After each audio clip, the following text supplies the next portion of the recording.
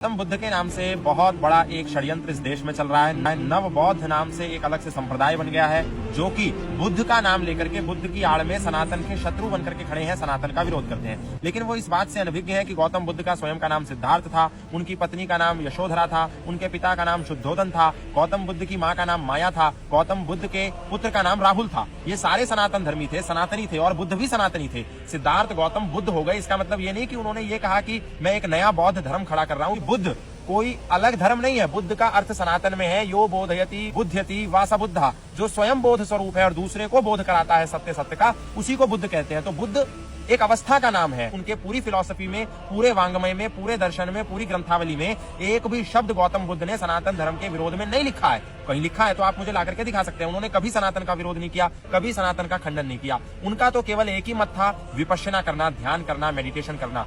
और अगर आप गौतम बुद्ध की फिलॉसफी पढ़ेंगे तो गौतम बुद्ध की फिलॉसफी का अंग है 4 आर्य सत्य। अब बताइए 4 आर्य सत्य कहां से गए? सनातन धर्म से गए। उनकी फिलॉसफी में एक दूसरी चीज है त्रिरत्न, संघ, धर्म और बुद्ध। ये कहां से गए?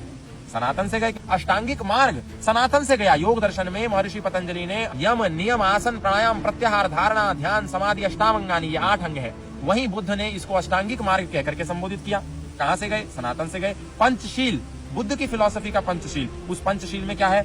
हिंसा ना करना, चोरी ना करना, व्यभिचार ना करना, झूठ ना बोलना और नशा ना करना। ये जितनी भी बातें हैं, ये जो बुद्ध कह रहे हैं, चाहे वो 4 आर्य सत्य हो, चाहे वो त्रिरत्न हो, चाहे वो पंचशील हो, चाहे वो अष्टांगिक मार्ग हो, ये सारा का सारा कहां से आया? सनातन से आया, अष्टांग योग से आया, महर्षि पतंजलि से आया।